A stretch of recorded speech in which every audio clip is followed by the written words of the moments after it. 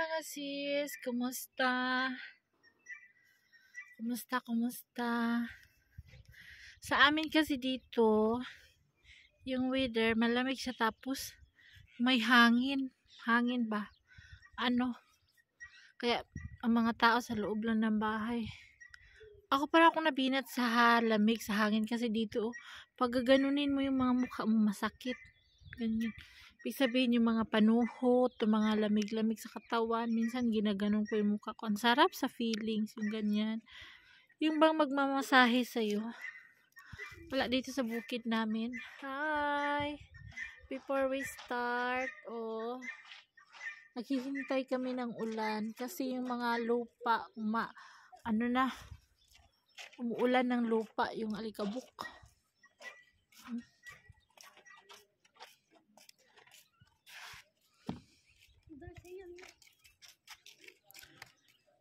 Pag umuulan, magtanim na agad ng mais.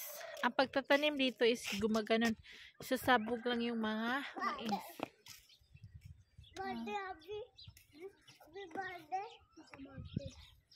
Yan yung bukid. Ay, mayroon ni Kija to. Puti ito sama yung veggie banana. Chana, itinika tese. Tese, chana. Bon, jaw. Jaw, sami, chips ka.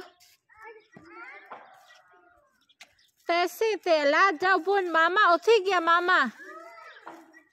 Mama, gya. Jaw, cha, mayra.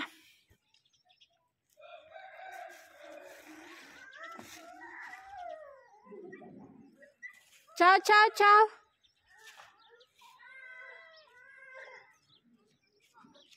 Batang maliit.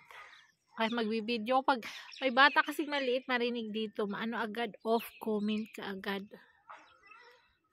Tour ko muna kayo sa aking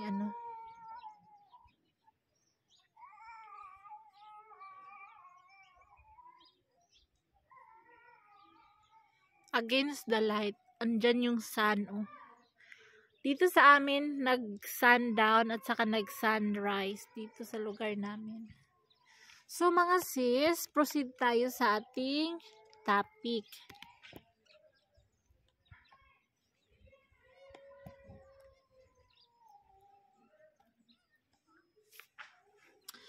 Video. Kumusta ang lahat?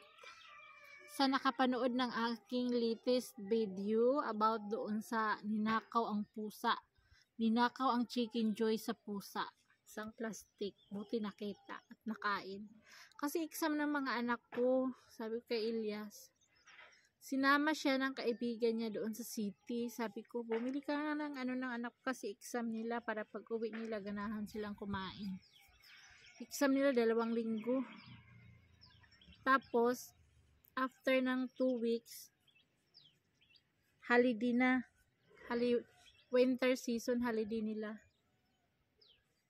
Amoy tayo ng pusa dito. Tapos, ayun, pagising pinamagahan, dinala ng pusa ang isang plastic na supot. Ewan ko 10 piraso. Ewan ko kung bakit niya nadala yun, paano niya nadala. Mabigat man yun. Fried chicken. About dun sa sa pagpatay ni Ilyas sa pusa, di ba nasabi ko rin, doon yan sa Pilipinas, way back 2004. Oo. 2004. Parang kinain niya rin yung ulam ni Ilyas na curry, na si Ilyas yung nagluto. Curry. Ang curry kasi, how many hours mo yan lutuin? I-paste mo yung mga vegetables, saka pa ilagay yung karne. Tapos, nabuksan naman ng pusa ang takip. Kinain. Pero nagtira ng konti. Hindi naman ang pwede kainin yun. Alam mo si Ilyas parang nadimonyo yung hinanap niya talaga yung pusa. Talagang binato-bato ni Ilyas yung yung tawag nito. Binato-bato ni Ilyas yung pusa. Talagang hindi niya tinitigilan hanggat hindi na makalakad yung pusa. Ayun, doon ko nasaksihan na ay kawawa ang pusa. sabi nila 7 days, merong 7 life ang pusa. Totoo yun kasi nasaksihan ko talaga kung paano siya namatay. Ang tagal niya na ganun-ganun, ang tagal niya nag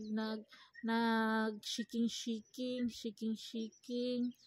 Basta matagal siya nag-shaking tapos namatay siya. Nakita ko sa mga comment section, sa mga dog lover, animal lover, cat lover, sa mga pet lover. Lahat naman tayo mapagmahal, pero sa case kasi nila Elias dito sa Pakistan, hindi sila masyadong mapagmahal sa mga hayop. Like aso, pusa. Sa akin lang lumalapit yung mga aso. Sa kusina ko or sa room ko, andyan lang sila nag-uupo, naghihintay kailan bigyan. Pero pag sa ibang room, ganyan, binabato nila, ayaw nila makita sa harapan nila yung aso nila. Yun ba yung naglalambing ang aso? Ayaw nila kasi madumi daw. Pero sa akin, Masiti, aso! Ha?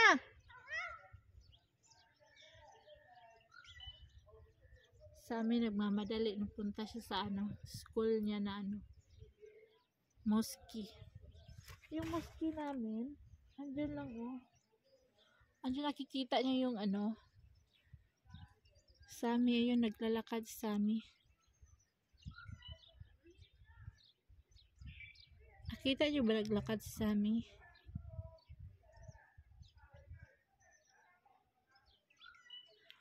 Tapos yun, mga 1 hour yung class nila. 1.5 hour. Pagkatapos yung class nila, saka pa sila may time. Ang time nila is mga 1.5 hour din. Pag mag-asan na 6 o'clock na, uwian na lahat ng mga tao sa bahay. Wala nang Tapos yun, nasaksihan ko dito sa Pakistan na malaking diferensya ang pagmamahal sa mga hayop kaysa sa sa Pilipinas. Dito mas minamahal nila yung kambing, baka, at saka kalabaw. Diyan sila ginagano nila yan, hinahawakan nila. Pero ang hayop na pusa at saka aso, hindi nila yan hahawakan, babatuhin nila yan kasi madumi daw. Alam niyo dito, ako nag-a-adapt ako ng pusa, isa, yung white and black. Talagang binibilhan ko yun ng different pagkain niya na harina, isang sako. Ibang pagkain na tao sa harina at saka sa hayop, iba. So yun, binibigyan ko talaga yun siya ng pagkain, umaga at saka hapon. Ang lalaki ng chapati, yung pakain ko sa kanya. Gusto ko kasi yung mabusog talaga siya. Yung aso na ko, ayaw niya yung mga ulam-ulam. Gusto lang niya plain roti, plain bread lang yung kanya. Paglagyan mo ng mga salan-salan dyan, hindi siya masyadong kain. Lang sa kanya, plain bread. So ngayon, dinala siya ni Bilal doon sa sa isang lugar, sa isang bukid na maraming baboy ramo. Dinala siya ni Bilal doon. Yun, pinapatay nila yung mga doon. Maraming tao na nagdadala ng sasakyan, punong-puno ng aso, hundreds of dogs doon para pumatay ng mga baboy ramo, yung mga taga bukid na mga hayop, yun. Tapos makapatayan sila ng mga tag 100 din ng baboy ramo kasi ang daming aso isang lugar namin lahat magtawagan yan sila bukas, may sasakyan, ilan ang sasakyan, kung wala kayong sasakyan, may sasakyan marami, karga yung aso para magpunta tayo sa bukid na yun, ganyan. Tapos yan, pamalita na nila na 150, ganyan ang napatay nila sa araw na yun. Hindi naman araw-araw, I think once a month. Once a month punta sila sa lugar na yun, malayo, ganyan.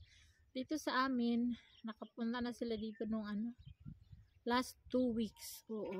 May napatay naman sila dito. Ewan ko ilang napatay nila. Tapos yun. Ayaw nila yung aso nila na hawakan nila. Kasi madumi daw.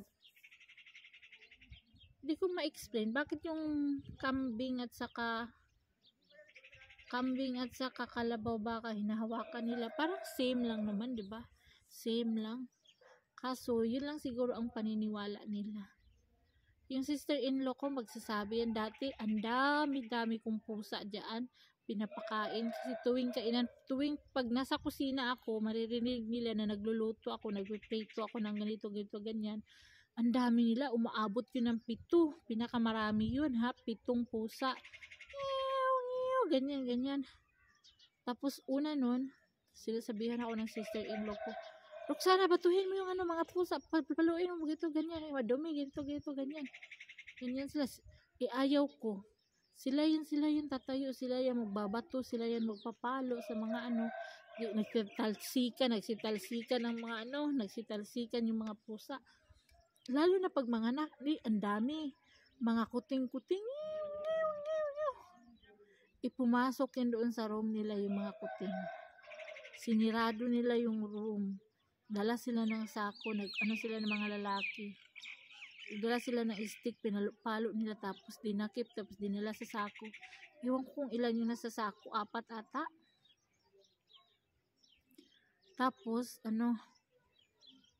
sinabihan sila ng in-laws ko, doon ninyo ilagay sa doon ninyo itapon sa malayo, doon sa ilog na yun, o doon basta sa tulay malayo, papuntang bayan namin, doon daw ipapatapon. Naawa ako doon sa sa mga pusa. Pero I have no right kasi ako lang isa dito mag-isa. Tapos sabihin ko, kung itapon, tingin niya. Ako tapos ang dami nila, walang mananalo. Ang ginawa ko, nagdasal lang talaga ako. Tapos nakikita ko yung tulay na tinapunan nila. Sabi na dito daw nila tinapon. Tapos nakita ko may sako nakahanger. Sabi ko, siguro yun yung sako na nakahanger yung pusa hanggang sa mamatay. Every time na dumadaan ako doon sa tulay na yun, nakikita ko yung sako. Napadasal talaga ako. Lord God, patawarin mo yung nagawa sa mga pusa na ganito, ganyan. Hindi nila alam ganito, ganyan. Talagang, ganyan ang sitwasyon dito pag maraming pusa, ipapahuli, ilagay sa sako, ipatapon sa malayo. Yung aso lang, hindi nila masako kasi mangagat naman talaga yung aso. Tapos yun ang sabi nila sa akin dito. Ay, yung asawa ni Elias, ganito ganyan, nagpapakain ng maraming pusa, nagpapakain ng mga aso, ganito ganyan. Sabi ko, minsan, i-explain ko sa kanila, alam nyo, yung mga ganyan, parang tao din yan. Hindi ka mananalo sa kanila kasi ang dami nila sasagutin. Hoy, chatty.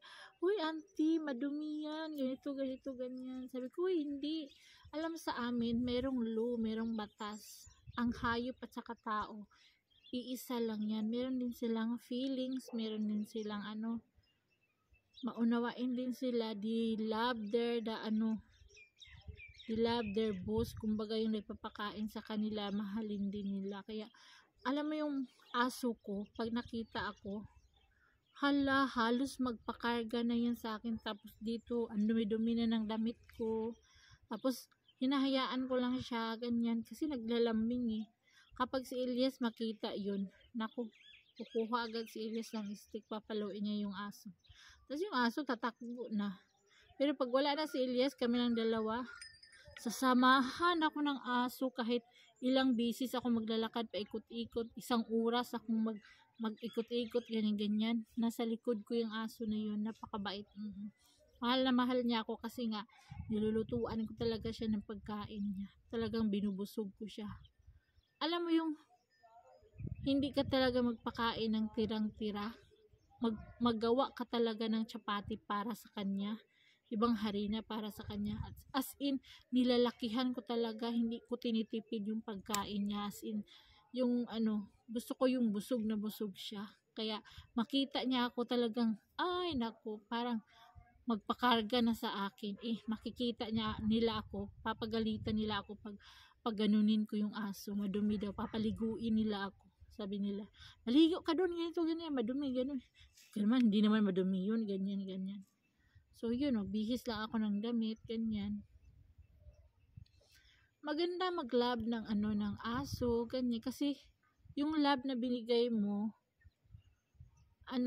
triple ibigay sa'yo in returns ng aso or pusa, di ba? Sa atin sa Pilipinas, mahal na mahal natin yung mga alaga natin. Yung iba nga, bumibili ng mga Shih Tzu, mga anong klaseng aso dyan para lang alagaan, bumibili ng mamahaling pagkain para sa aso. So yun, ganun tayo, mapagmahal tayo sa aso, mapagmahal tayo sa mga pet dito sa bukid namin. Hindi pet lover dito sa sa bukid namin sa Pakistan.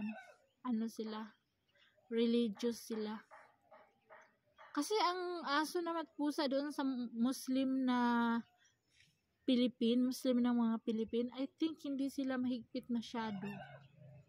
Dito lang yung mahigpit. Yung ba yung ayaw nilang hawakan, papaluin nila, ayaw nila yung pumasok sa nila, pumasok sa loob ng bahay, hindi lang sa loob ng kwarto, diyan lang sa diyan lang sa bakuran, ganyan. Ayaw nila, gusto nila yung aso doon sa labas, dumi, ganyan, ganyan. Di ba hindi naman tayo ganyan?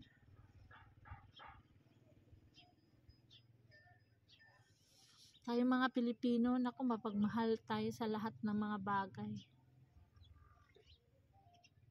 Yun lang hindi ko naintindihan dito. Kasi daw, madumi. Yun ang words nila. Madumi. Madumi. Malinis pa nga yung aso kaysa sa tao Yung mga aso at pusa, hindi marunong yun sila magchichismis, naghihintay lang yun sila bigyan ng pagkain, ganyan. Kaso dito, yung mga aso talaga at saka pusa talagang gutom. Kasi hindi nila binibigyan ng pansin, lalo na yung pusa. Talagang kawawa dito. Hindi nila pinapakain. Kaya yung pusa, pumapasok lang sa loob ng bahay. Nangnanakaw ng pagkain. Sa akin, nananakawan kasi laging bukas yung kusina, yung pinto ko. Sa kanila kasi nasa pintuan sila. Wala makakapasok, walang makakalapit. Pag makakita sila ng pusa, babatuhin nila yan, papaluin nila. Ganon dito sa bukid namin. Pero meron rin naman siguro, hindi lahat sa city, ganyan. Dito talaga sa tradisyon dito sa bukid, ayaw talaga nila ng aso at pusa. Anyways guys, yung napatay ni Elias na na pusa, siguro leksyon na siguro kay Elias yun sa buhay niya. Masasabi natin na ang life ni Elias is there's no there's no changes baga, walang pagbabago, talagang ganun. Siguro ginagawa niya kahit saan, ginagawa na niya, pupunta siya sa mga prayer person dito. Sabi niya, tingnan mo nga, bakit yung buhay ko, kahit anong gagawin ko, hindi nagbabago. Ginagawa ko na ang lahat, there's no changes talaga. Gusto niya maging okay yung buhay kahit kunti man lang, sabi niya ganun. Siguro, hindi lang yun dahil sa cat na napatay niya, sa pusa na napatay niya long time ago, 2004, siguro napatawad na siguro siya ng Allah, or napatawad na siya sa ginawa niyang mali. Ang lang siguro, you are praying every day, 5 times almost you are praying, and then nasa tao ang awa, nasa Diyos ang awa, nasa tao ang gawa. Yun, naniniwala ako niyan. Pag nakaupo ka lang, hindi ka nagtatrabaho, nothing changes, nothing happening in your life, di ba? Ganun yun, magtrabaho para Mayroong pagbabago sa buhay. Sa buhay kasi ni Elias, umaasa si Elias sa prayer person, ganyan. Gawin mo nga itong ganito, ganito, ganyan. Mahilig sila sa mga ganyan, yung kumbaga, may mga mangkukulam, ganyan, or ganyan, prayer person, mga punta sila sa mga ganyan. Bakit ganito, ganito, tingnan mo nga yung pangalan ko, ganyan, ganyan. Tapos sabihin naman ng matanda or prayer person, merong nag-aano sa'yo, meron kang merong ganito. Tapos yun, magbabayad na sila pag uwi. Yung prayer person ang nagkakapira, yung prayer person ang umaangat ang buhay kasi doon sila nagbabayad ikaw nagbabayad ka, lalo kang dumadapa, lalo kang nasa ilalim, di ba? Kasi yung pera binigay mo doon ka naniniwala. Believe in God, believe in faith, you have faith to Allah, pag ganyan ka. Kasi yung tao, like sa atin, simba ka ng simba, tapos yung bunganga mo nangingialam ka naman sa ibang buhay, nangingialam ka sa buhay ng ibang tao, yung buhay mo hindi mo tinitingnan, ganyan ba? O ganun din si Elias, siguro yung the more lang siya magreklamo, the more lang siya magsalita, pero wala sa action. Since before, I asked him nga, sumama ka dyan sa mga pamangkin mo, magpintora kayo, ganito, ganyan. Wala, ayaw niya. So, how your life becomes changed kung hindi ka kikilos, di ba? Ganun lang yun. Kikilos ka para there's a changes in your life, in your family. So, ganun. Wala So, yun lang. Hindi natin masisisi kasi ganun talaga yung gusto niyang buhay. Ganun talaga. So, kung Pilipinas lang ito, marami tayong magawa sa Pilipinas. Magtanim ng kamote. Pagtapos, lumaki na yung kamote, gagawing kamote Q, ititinda, saging, banana Q, mag-barbecue lang dyan. Kaso iba na ang life ngayon. Hindi na makatravel si Elias ng malayo kasi sobrang hingal niya. Galing lang yan sa CR sobrang hingal na. Ganun na siya, pero hihingalin siya, pero alam nyo ba guys, super healthy ni Elias matulog kasi kakaganyan lang niya sa bed, within seconds lang nakatulog na siya. Sabi niya ganun yan siya. Tapos minsan sa lakas ng paghihilik niya, minsan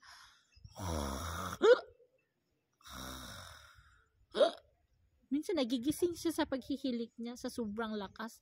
Sleep apnea ata ang tawag niyan. Healthy ba yan mga sisi? Sinong makapanood? Healthy ba yan?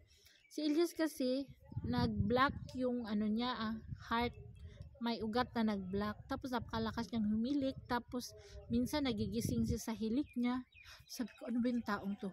Tapos pagising niya, tulog na naman siya. Sabi niya, basta nagising yan siya sa hilik niya.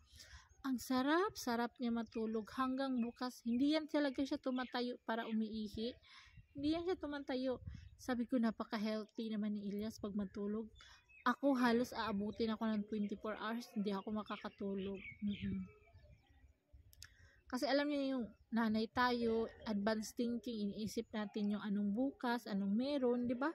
Ganun ako. Ewan ko sa inyo. Basta ako, ako matulog. Kulang ako sa tulog. Si Elias super healthy kasi ewan ko kung healthy ba yun. Sobrang tulog siya. Kung hindi nga yan siya magugutom, hindi yan siya tatayo. Lalo na pag umuulan. Naku, pag umulan, gabi tulog, sa araw tulog. Huy, 48 hours ka nang tulog dyan Tumayo ka lang pagkakain ka, tapos tulog ka agad kasi pag umuulan, sobrang lamig talaga yan. Kapag umuulan. Ngayon, wala pang lamig. Hindi pa masyadong lamig. Kapag umuulan, sobrang lamig. Tapos yun. Sino ang healthy guys? Ako ako alam ko, I know myself na hindi ako healthy kasi kulang ako sa tulog. Natulog ako ng mga 2 o'clock or 3 o'clock, 3, 4, 5. Mga 2 hours lang, tatayo na ako kasi magawa ako ng pagkain ng mga bata, almusal kasi pasok sila. Pagkatapos, pag-alis ng mga bata, mga 8 o'clock, tulog ako ng 9, 10, 11, 12, makatulog ako na naman ng mga 3 hours, ganyan. Balik ako sa tulog. So, tulog ko siguro mga 5 to 6 hours, ganyan. Si Elias, grabe, bilib na bilib ako. Sinong healthy? Ako o si Elias? Si Elias is sobrang tulog. Talagang, talaga siya, tulog na tulog, hilig na hilig. Hindi niya alam ang mga nangyayari sa paligid. Kung Pilipinas lang to siguro, may nangyari ng kabitan. Kasi, si Elias hindi alam nung nangyari sa gabi. Lumalabas ako, naglalakad ako dito sa gabi. Mga alas 12, dyan, naglalakad ako dyan, ganyan. Lalakad ako. Kung Pilipinas lang, may kabit na siguro ako, no? May na-issue na, oy, ganyan, si di natutulog, may kausap yan, ganito, ganyan. Ganun lang, guys. yung pag-uusap natin, nasa kabitan na, lumalamig na yung hangin. Comment kayo mga sisi, lalo sa aking private nurse na si Ma'am JDP sa Canada. Sino mas may healthy, madam? Si Elias na may diferensya sa puso na ang lakas humilik, na ang lakas matulog, parang walang problema. Ako na diabetic na hindi ako nakakatulog. Ewan ko, sa diabetic ko siguro to, or ang tagal ko na may insomnia. Ano kaya ang gamot sa insomnia, mga sis? Lalo kay Ma'am GDP nga nurse sa Canada. Inday, anong gamot sa sa insomnia? Hindi talaga ako nakatulog, day. Send mo nga ako ng gamot. Kasi bibilhin ko dito para ma-okay yung aking insomnia. Ang tagal na. Nagsasuffer ako nito dati. Kaya kong hindi matulog ng 2 araw, 2 gabi. Para akong lumilipad, para akong lumulutang. Yung hangin, yung ulo ko, hangin ang laman. Ganun. Ang insomnia ko. So ngayon dito nakakabili ako ng sleeping pills. Hindi ako everyday umiinom. Kung kulang talaga sa tulog, doon ako umiinom. Pero pag kaya-kaya pa, hindi ako umiinom. Pero pag hindi na talaga kaya, yung as in matumba ka na, doon ako iinom. So doon bumabawi ang tulog ko. So guys, thank you for watching. Salamat. Sana may natutunan kayo. Ngayon sa ating topic na pet lover. Kumbaga pet lover. Ako, maalagain ako may aso nga ako doon sa amin eh. Ang pangalan is Celine. Nakita nyo naman siguro yung mga yung pag-uwi ko sa Pilipinas. Mahal na mahal yun ni Sammy at saka ni Mayra. Pag nagbi-video call kami ng nanay ko yung kapatid ko, hinahanap nila Mayra si Celine. Hasan si Celine? Ate Alma? Ate Linlin, saan si Celine? Lula, saan si Celine? Ganun sila. Tapos, aso. Tapos nakita ni Elias, sabi ni Elias, ano yan? Hinahawakan mo yan doon? Sabi ni Mayra, hindi. Kasi takot si Mayra eh. Bawal kasi. Sabi niya, hindi. Nagsisinungaling si Mayra. Sabi naman sa amin, oy, Papa, nagsisinungaling yan. Kinakarga pa nga yan ni Mayra, Papa. Sabi niya sa amin, nabubuking kasi sa amin. So, this is guys, our video. Bababa na ako, malakas ng hangin. Salamat sa pagsama niyo sa akin everyday. Sa love and support sa amin dito sa bukid ng Pakistan. Maraming salamat. And God bless everybody. Thank you for watching. God bless and happy holidays. Bye. Subscribe our YouTube channel, Rosana Elias.